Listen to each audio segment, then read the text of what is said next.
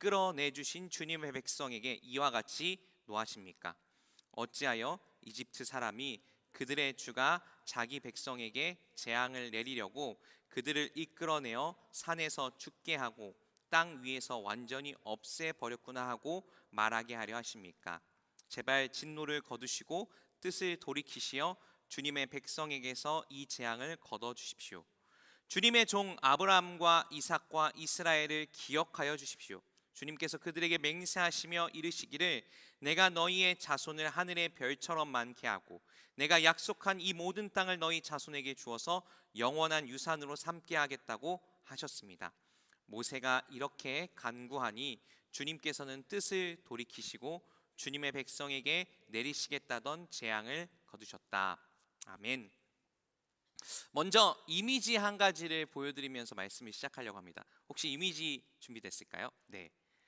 혹시 1982라고 하는 숫자랑 저 타 엑스레놀, 네, PPL 하면 안 되니까요.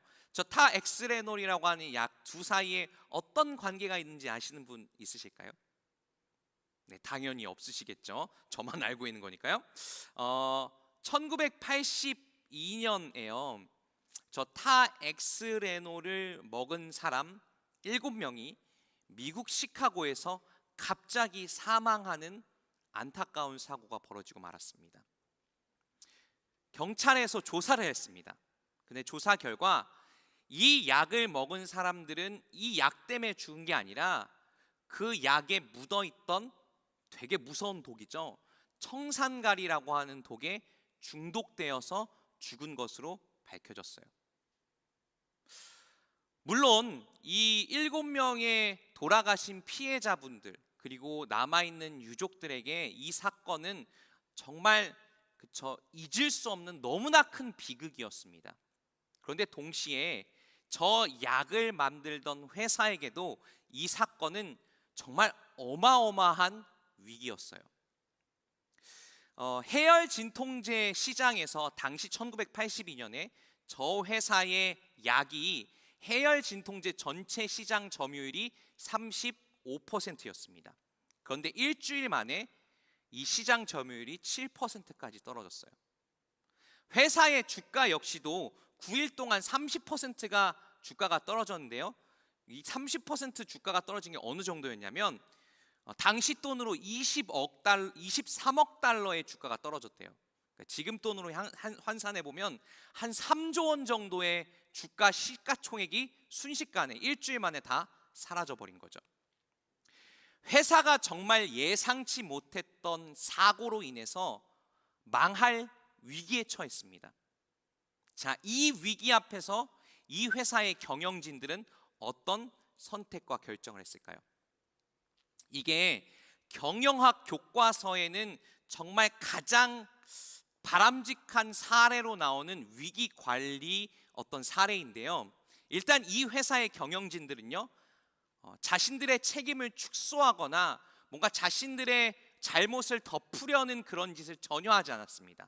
아주 솔직하고 정직하게, 그리고 어떻게 하면 소비자들의 마음을 안심시킬 수 있을까?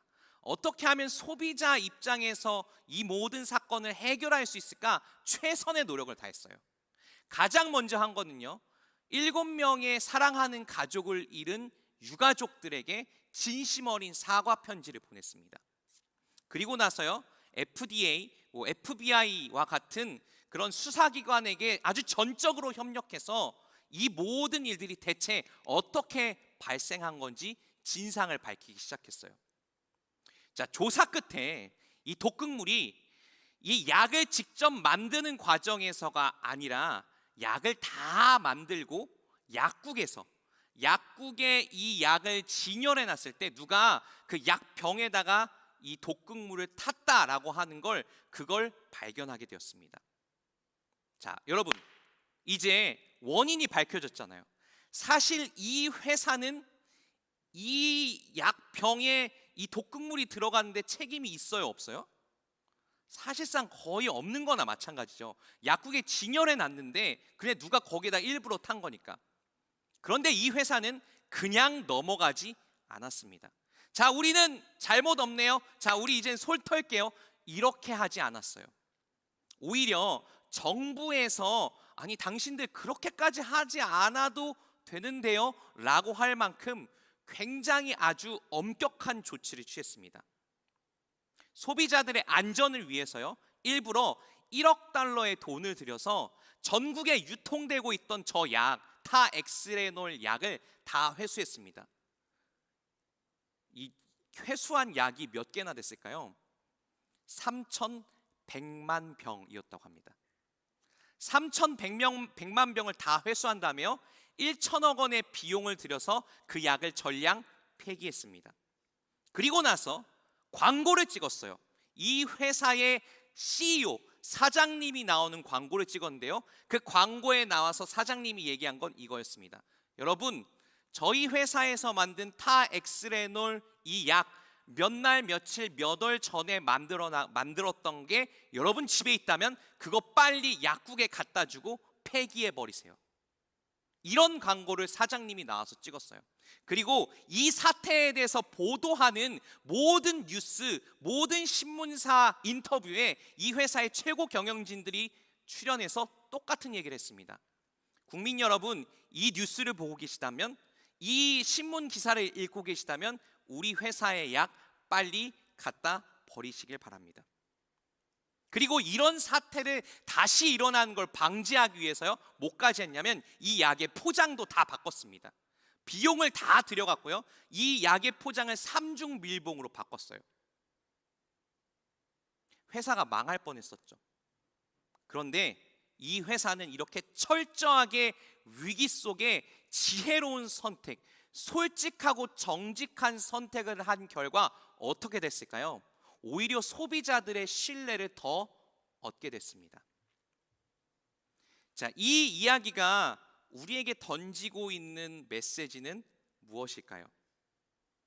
바로 위기 속에 어떻게 대처하는가가 한 조직의, 한 회사의 품격을 나타낸다라고 하는 겁니다.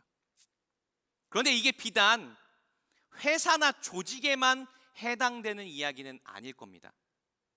한 사람의 인생, 한 사람에게도 똑같이 해당되는 거죠. 인생이 평탄할 때, 모든 일이 내 뜻대로, 내가 계획한 대로 잘 풀려가고 있을 때는요, 모든 사람들이 다 괜찮은 사람처럼 보여요. 그런데 그 사람의 숨겨져 있던 진면목, 그 사람의 숨겨져 있던 진짜 본 모습이 드러난 때는 언제일까요? 바로 위기가 닥쳐왔을 때입니다. 위기가 닥쳐왔을 때도 품격을 잃지 않는 그런 사람이 진짜 빛나는 사람이다 라고 할 수 있을 거예요. 자, 오늘 본문 말씀엔요, 그렇게 위기 앞에서, 인생의 위기 앞에서 품격을 잃지 않아서 반짝반짝 빛났던 한 사람의 이야기가 나옵니다. 누구냐면요, 바로 구약 성경의 가장 유명한, 가장 중요한 사람인 모세의 이야기입니다. 자, 그러면 모세의 인생에는 어떤 위기가 닥쳐왔을까요? 그리고 모세는 그 위기를 어떻게 극복해 나갔을까요? 자, 모세에게 닥쳐왔던 위기는요, 일단 모세가 자초한 위기는 아니었습니다. 이스라엘 백성들이 스스로 자초한 위기가 바로 모세의 위기였어요. 이 모세한테 어떤 위기가 닥쳤는지, 이스라엘 백성이 만난 위기가 뭐였는지를 알려면요, 이 출애굽기 오늘 32장 앞에 출애굽기 19장부터 31장까지의 흐름을 조금 살펴봐야 됩니다. 아시다시피 이스라엘 백성들이 수백 년 동안 이집트에서 뭐로 살았죠? 노예로 살았습니다. 노예로 살다가 하나님의 전적인 은혜로 이집트에서 탈출했어요. 그리고 이집트에서 탈출한 다음에 이집트 군대가 막 쫓아오니까 하나님께서 역시 전적인 은혜를 주셔서 이집트 군대를 홍해에서 모두 수장시켜 주셨습니다. 하나님께서 홍해를 가르는 기적을 일으켜서 이스라엘 백성들을 구해 주셨죠. 자, 홍해를 지난 지 얼마 되지 않아서 이스라엘 백성들이 어디에 도착하냐면요, 시내산 또는 호렙산이라고 하는 산에 도착합니다. 그 산에 도착한 게 출애굽기 19장의 일이에요. 자, 그리고 출애굽기 19장 바로 뒤에 20장에서 하나님이 뭘 주실까요? 이스라엘 백성들이 앞으로 영원히 지켜야 할 법인 10계명을 주십니다. 근데 하나님이 10계명의 말씀을 주시면서 너희들 이거 꼭 지켜야 돼 라고만 이야기하지 않으시고 약속하셨어요. 너희들이 이 10계명의 말씀을 지키면, 내가 너희에게 주는 이 말씀을 지키면 내가 너희 인생을 앞으로 평생 동안 영원토록 보호할 거야. 하나님이 이렇게 약속하셨습니다. 자, 그리고 나서 이스라엘 백성과 하나님이 출애굽기 24장에서 언약을 맺어요.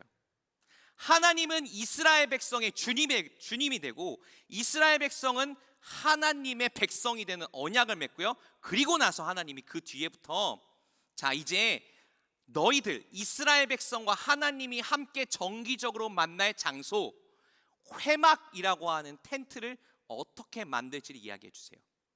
자, 하나님이 맨 처음에 지켜주신다고 약속했어요. 언약을 맺었어요.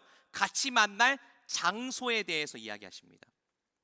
제가 왜 목사님 좀 그런 성경 흐름 얘기는 조금 너무 긴데요, 좀 이렇게 뚝 잘라주시면 안 돼요? 제가 왜 이런 얘기를 하냐면요, 지금 빌드업을 하는 거거든요.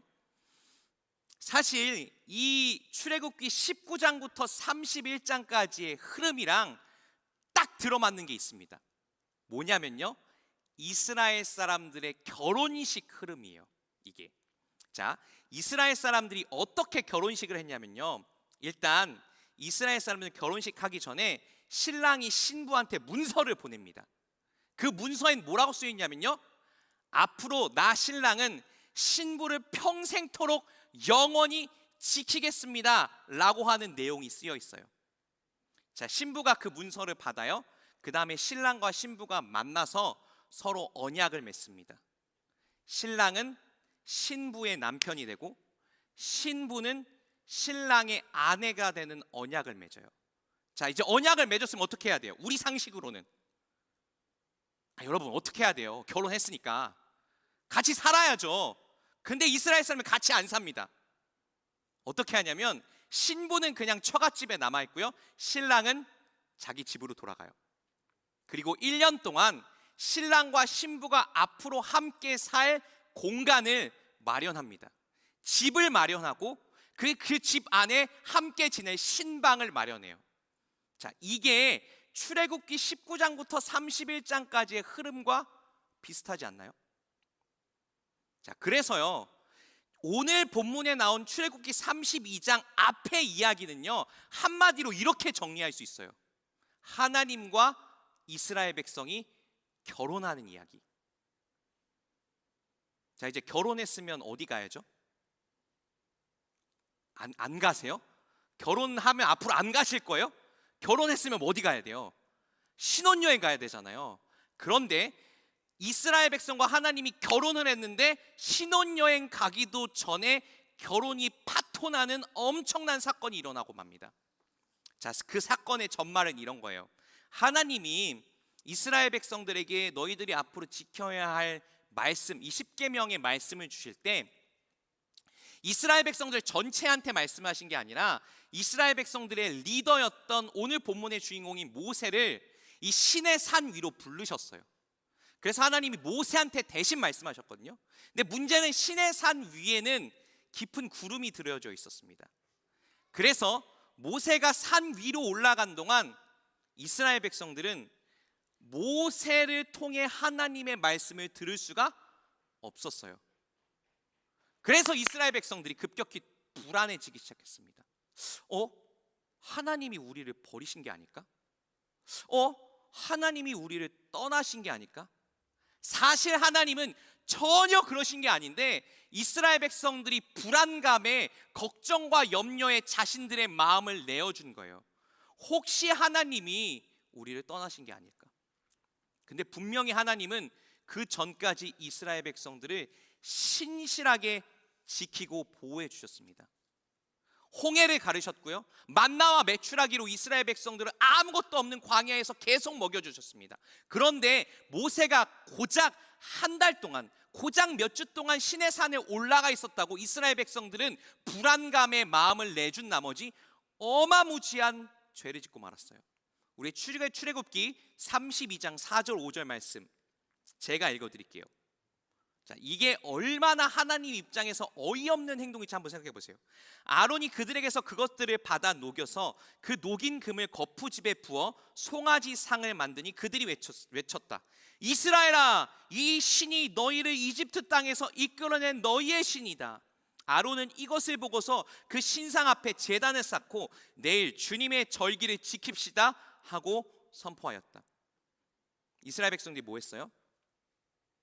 금송아지를 만들어서 그 금송아지가 우리를 이집트에서 탈출시켜준 신이라고 선포한 다음에 그 금송아지를 예배하기 시작했습니다. 모세가 보이지 않고 하나님도 저 시내산 구름 속에서 보이지 않는 것 같으니까 불안감에 마음을 내준 나머지 죽은 우상, 하지만 눈에 보이는 그 우상을 예배하기 시작했어요. 자, 이런 행동에 대한 하나님의 반응은 어땠는지 우리 출애굽기 32장 10절 말씀 보여주세요.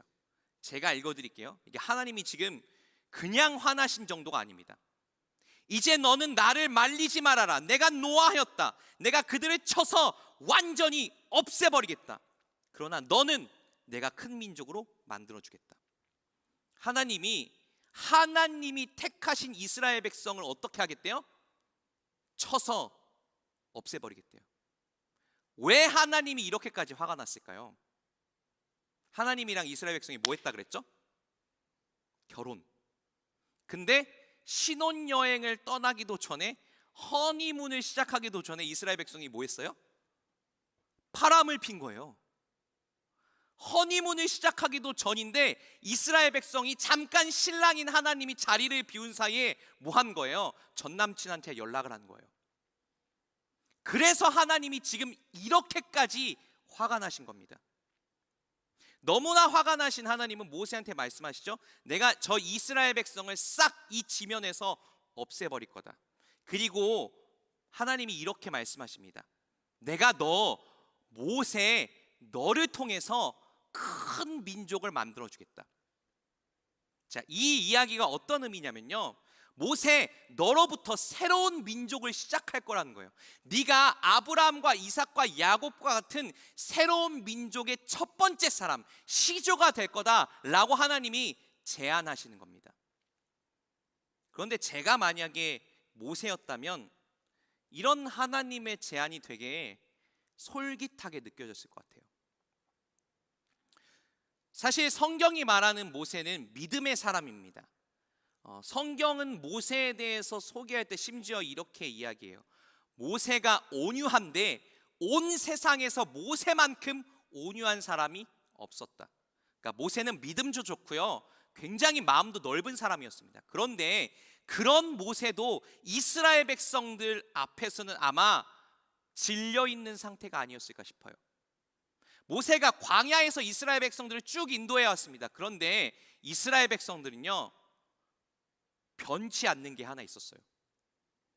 뭐가 변치 않았을까요? 그들의 불평과 불만이 변하질 않았습니다. 그들이 이집트에서 탈출한 순간부터 이스라엘 백성들은 불평하고 불만하기 시작했어요. 모세님, 우리 먹을 거 없는데요, 먹을 것 좀 주세요. 아니, 우리 이집트에서 차라리 이 정도면 이집트에서 그냥 노예살이 하면서도 고기 먹던 그때가 더 나았습니다. 아니, 모세님, 물 없어요, 물?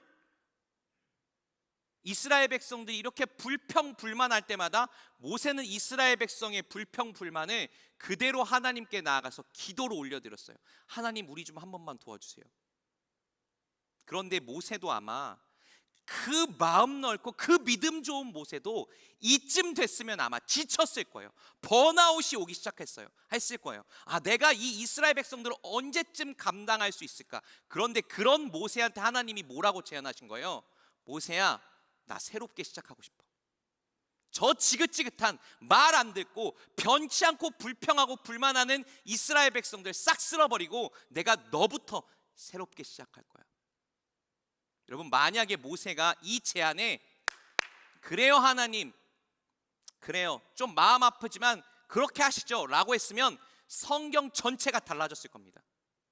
자, 그런데 모세는 이렇게 머리가 끝까지 화가 나신 하나님의 반응에 이렇게 이야기합니다. 출애굽기 32장 11절에서 12절의 말씀입니다. 제가 읽어드릴게요. 모세는 주 하나님께 애원하였다. 주님, 어찌하여 주님께서 큰 권능과 강한 손으로 이집트 땅에서 이끌어내 주신 주님의 백성에게 이와 같이 노하십니까? 어찌하여 이집트 사람이 그들의 주가 자기 백성에게 재앙을 내리려고 그들을 이끌어내어 산에서 죽게 하고 땅 위에서 완전히 없애버렸구나 하고 말하게 하려 하십니까? 제발 진노를 거두시고 뜻을 돌이키시어 주님의 백성에게서 이 재앙을 걷어 주십시오. 모세는 불평과 불만이 변하지 않던 이스라엘 백성이지만 그들을 포기하지 않았습니다. 오히려 모세는 그들을 위해서 기도했어요. 만약에 모세가 하나님의 제안을 받아들이고 하나님이 이스라엘 백성을 다 쓸어버린 다음에 모세로부터 새로운 민족을 시작했다면 모세는 아마 이 성경책에 새로운 민족의 시조로 이름을 영영 남길 수 있었을 겁니다. 그런데 모세는 민족의 위기의 순간에 자기의 이름을 남길 수 있는 선택을 하지 않았습니다. 모세는 온 공동체가 위기에 빠져 있는 순간에 나를 위한 선택을 하지 않았어요. 도리어 저 지긋지긋하게 말을 안 듣는 금쪽이 같은 이스라엘 백성들을 위해 기도했어요. 많은 사람들이 인생의 위기가 닥쳐오면, 많은 사람들이 내가 속한 공동체의 위기가 닥쳐오면요, 안타깝게도 이렇게 행동하곤 합니다. 어떻게 하면 이 무너져가는 공동체 안에서 내 걸 더 지켜낼 수 있을까? 옛날에 90년대 초반에 우리나라에서 한 백화점이 무너지는 비극이 일어났었습니다. 그런데 그 백화점이 무너질 때 인간의 민낯을 보게 되는 몇 가지 장면들이 있었어요. 무너진 백화점 더미 옆에서 사람이 죽어가고 있는데 그 백화점에서 흘러나온 명품 옷들을 훔쳐가는 사람들이 있었습니다. 여러분, 인간은 위기 앞에서 이렇게 반응합니다. 위기 앞에서 어떻게 하면 내 것을 더 챙겨갈 수 있을까? 어떻게 하면 내 이름을 더 남길 수 있을까? 침몰해가는 배 같은 공동체 안에서 어떻게 하면 내 것을 더 움켜쥘 수 있을까? 궁리한 것이 우리 연약한 인간의 민낯입니다. 그런데 모세는, 하나님의 사람이었던 모세는요, 위기 앞에서도 나를 내려놓았어요. 자, 그렇다면 질문이 생기죠. 어떻게 하면, 어떻게 했길래, 대체 뭐 때문에 모세는 위기 앞에서도 나를 내려놓는 선택을 할 수 있었을까? 모세가 위기 앞에서 나를 내려놓는 선택을 할 수 있었던 가장 중요한 이유는 그가 사명의 사람이었기 때문에 그렇습니다. 사명이라고 하는 걸 이렇게 정의해 볼게요. 사명은요, 내가 어떤 목적을 성취하기 위해서 누군가로부터 보냄을 받았다라고 하는 믿음입니다. 모세에겐요, 그 사명이 있었어요. 자, 그 사명이 어떤 사명인지 우리 출애굽기 32장 11절 말씀 우리 함께 읽어보겠습니다. 함께 읽어볼까요? 시작. 모세는 주 하나님께 애원하였다. 주님, 어찌하여 주님께서 큰 권능과 강한 손으로 이집트 땅에서 이끌어내 주신 주님의 백성에게 이와 같이 노하십니까? 잠깐 말씀 보여주세요. 잠깐 계속 보세요. 모세가 하나님께 어떻게 기도해요? 주님께서 큰 권능과 강한 손으로 이집트 땅에서 이끌어내 주신 백성. 저게 모세의 사명이었습니다. 하나님이 모세를 부르실 때, 모세가 미디안 광야에서 막 도망쳐갖고 그냥 이름 없는 목자로 살고 있을 때, 모세를 부르실 때 하나님이 저 말씀하셨어요. 모세야, 내가 너를 리더로 세워서 저 이집트에서 노예살이하고 있는 이스라엘 백성들을 이끌어낼 거야. 구원할 거야. 하나님께서 주신 그 사명 하나 때문에 모세는 그렇게 바뀌지 않는 파로 앞에 가갖고 이집트의 왕 앞에 갔고 그 이집트 왕이랑 담판을 벌였고요. 변하지 않는 이스라엘 백성들을 지금까지 얼르고 달래서 광야길로 인도했습니다. 모세의 인생은 지금까지 하나님이 나를 이스라엘 백성을 구원하라고 보내셨다, 그 사명에 붙들려 있었어요. 그리고 그 사명 덕분에 모세는 위기 상황 속에서도요, 나를 위한 선택을 하지 않고 사명을 보내신 하나님이, 사명의 자리로 나를 보내신 하나님이 기뻐하시는 선택을 할 수 있었던 겁니다. 자꾸 사명 이러니까 솔직히 얘기해 볼게요. 이 단어가 부담스러우신 분들이 있을 것 같아요. 물론 제가 손들라고 하면 아무도 손드시진 않겠지만, 사명이라고 하는 단어를 딱 듣는 순간 나는 사명 그런 거 좀 안 하고 싶은데 라는 생각이 드시는 분도 있을 것 같고요. 또 반대로는 나한테도 사명이라고 하는 게 있긴 한 건가? 라고 하는 생각이 드시는 분들도 있을 겁니다. 그런데 사실 우리 그리스도인들은요, 이 땅에 모두 사명을 받고 보내진 사람들입니다. 아까 저희 예배 시작할 때쯤 뭐 했었죠? 서로 축복했었습니다. 축복할 때 기억나시나요? 너는 뭐다? 너는 그리스도의 향기라. 너는 그리스도의 편지라. 우리는 모두 이 땅에 그리스도의 향기이자 편지로 보냄을 받은 사람입니다. 향기와 편지는요, 여러분, 향기는 늘 퍼져나가는 방향이 있어요. 늘 농도가 높은 곳에서 농도가 낮은 곳으로 퍼져나가는 게 바로 향기입니다. 편지는 뭐죠? 쓴 사람과 받는 사람이 있습니다. 늘 방향이 있어요. 그래서 우리는 하나님께서 이 땅에 예수 그리스도를 믿지 않는 사람들에게 예수님을 전하라고 다 보냄을 받은 사명을 가진 사람들입니다. 그런데 안타깝게도 많은 크리스천들이 이 사명을 부담스러워하기만 합니다. 사명이 조금 책임감이 느껴진 단어 맞아요. 그런데 부담스러워하기만 해요. 사실 그런데 사명엔요, 그 사명을 받아들이고 나에겐 사명이 있다라고 하는 걸 믿는 사람만 누릴 수 있는 사명 안엔 선물이 있습니다. 왜냐하면요, 사명을 가진 사람은 나에게 사명을 주셔서 나를 보낸 분 이외에 다른 걸 신경 쓰지 않습니다. 그래서 사명을 가진 사람은요, 용기가 있어요.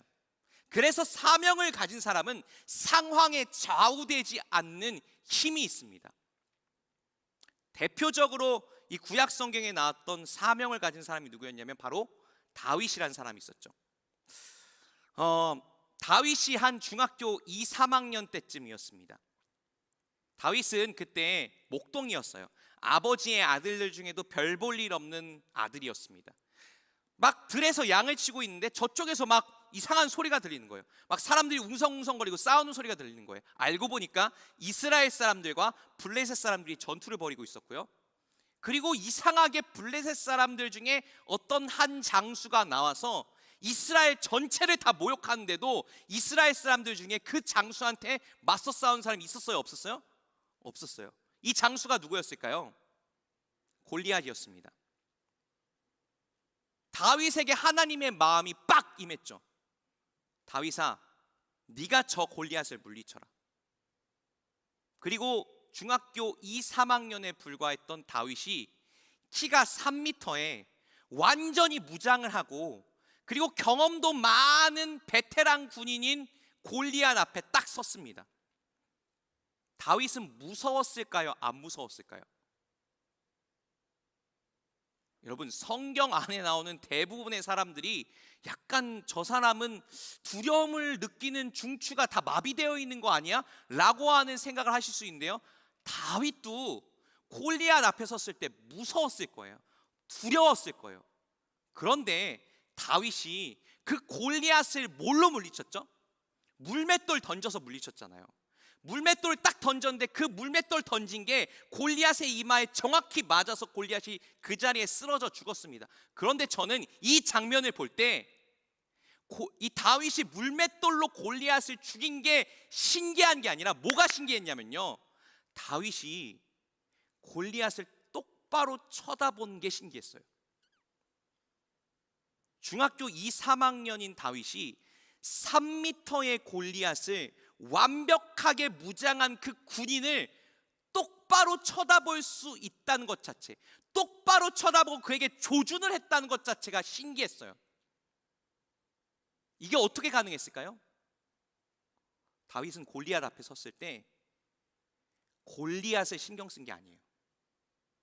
다윗은 골리앗 앞에 섰을 때 나보고 이 골리앗을 쓰러뜨리라고 사명을 주신 하나님만 신경 썼던 겁니다. 다윗은 골리앗 앞에 섰을 때 골리앗이 두려웠겠죠. 그런데 누가 더 두려웠던 거예요? 나한테 사명을 줘서 이를 물리치라고 보내신 하나님이 더 두려웠던 겁니다.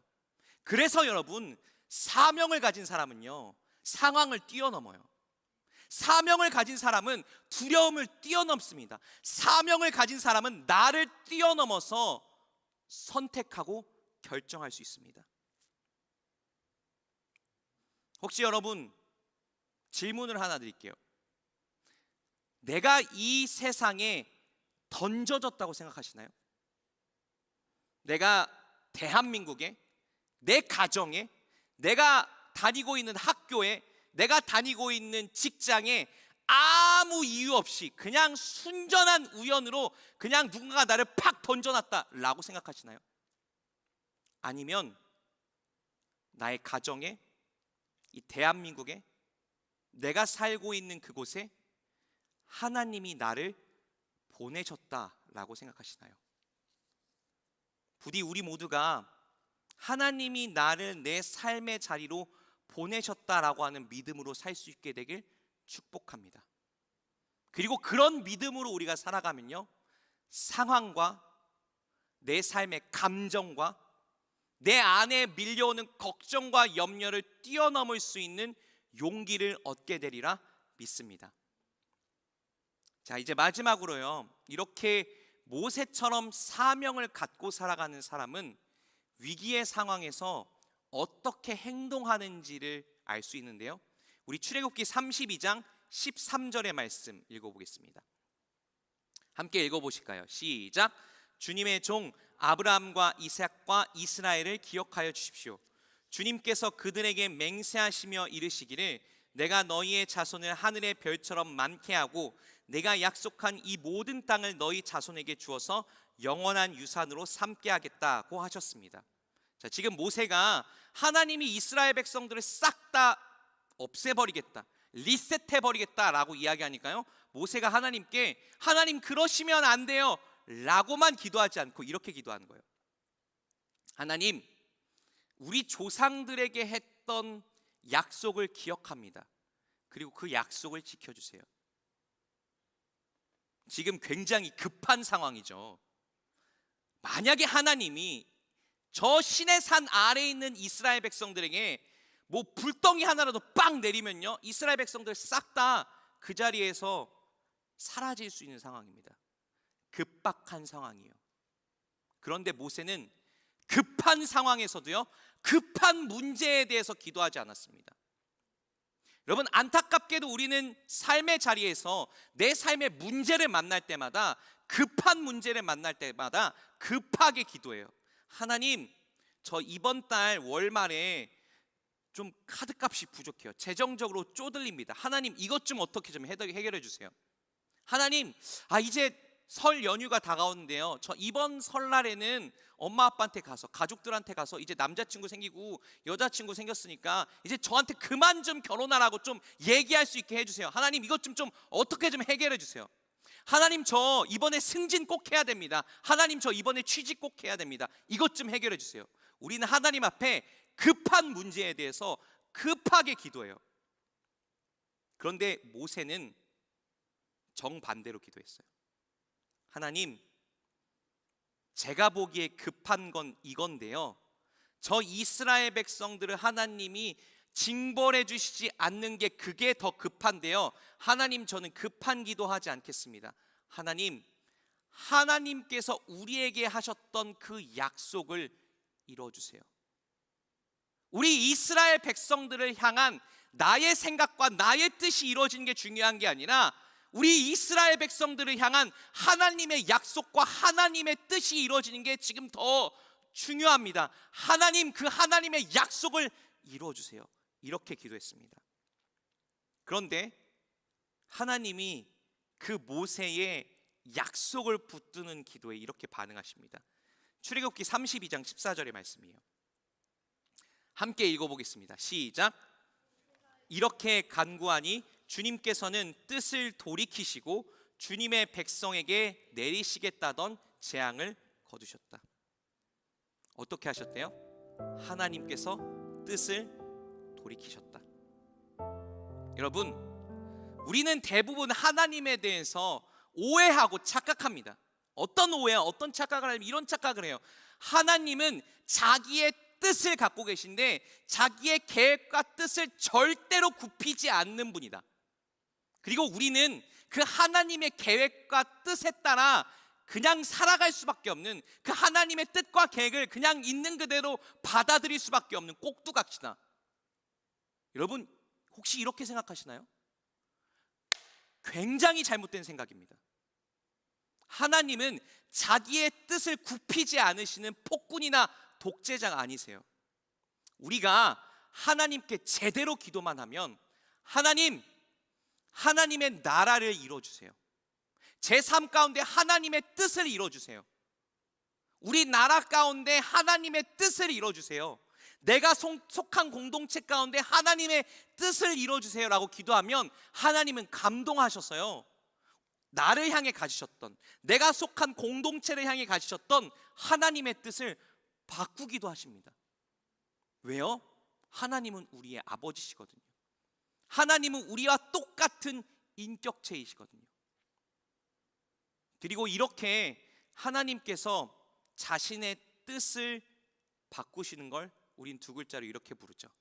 기적. 이제 말씀을 정리하려고 합니다. 위기의 상황에서 빛나는 인생이 진짜 멋진 인생입니다. 그리고 모세가 자신의 삶의 위기의 상황에서, 이스라엘 백성들 전체의 위기의 상황 속에서도 나의 이름을 남기지 않기 위한 선택을 할 수 있었던 이유는요, 그가 사명이 분명한 사람이었기 때문입니다.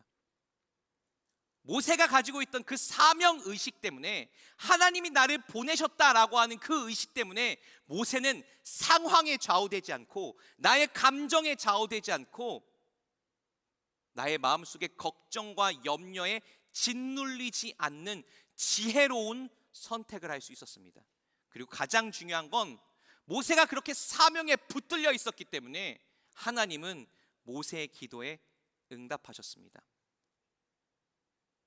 우리 모두가 그래서요, 사명을 따라가는 인생으로 살 수 있게 되길 축복합니다. 나를 이 세상에 하나님이 보내신 이유, 그리스도의 향기로, 그리스도의 편지로 살아가는 그 사명을 끝까지 붙들 때 우리 모두가 두려움과 상황을 뛰어넘어 하나님이 뜻하시는 삶의 길을 걸어갈 수 있게 되길 축복합니다. 우리 시간 주신 말씀을 마음에 새기면서요, 기도했으면 좋겠습니다. 이렇게 기도하면 어떨까요? 하나님, 그렇습니다. 제가 제 삶에 잊고 있었던